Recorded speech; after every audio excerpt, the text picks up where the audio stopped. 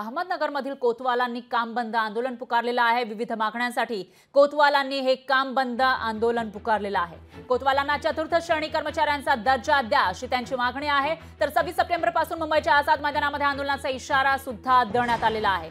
एकीकडे वेगवेगळ्या समाजाकडून आंदोलन केलं जात असतानाच कर्मचारी सुद्धा आता आंदोलन करताना दिसून येत आहेत। अहमदनगरमधील कोतवालांनी काम बंद आंदोलन पुकारलेलं आहे। विविध मागण्यांसाठी त्यांचं हे आंदोलन आहे। तर कोतवालांना चतुर्थ श्रेणी कर्मचाऱ्यांचा दर्जा द्या अशी मागणी होतीये, नाहीतर 26 सप्टेंबर पासून मुंबईच्या आझाद मैदानामध्ये आंदोलन करू असा इशारा या कोतवालांनी दिला।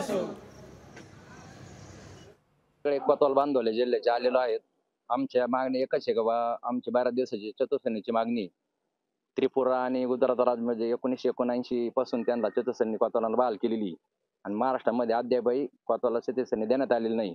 कोतवालांचं काम म्हणजे ते निवडणुकीचं काम करतात, टपाली काम करतात आणि सर्व प्रकारचे काम कोतवालाकडून केले जातात, म्हणजे करून घेतले जातात। तरी म्हणावं अशी आमची जी मागणी बऱ्याच वर्षापासून ती मागणी सरकार काय मान्य करायला तयार नाही। त्यापासून आम्ही आजपासून संपावर जाण्याचा विचार केला असल्याने आम्ही आज जिल्हाधिकारी साहेबांना निवेदन देत आहे।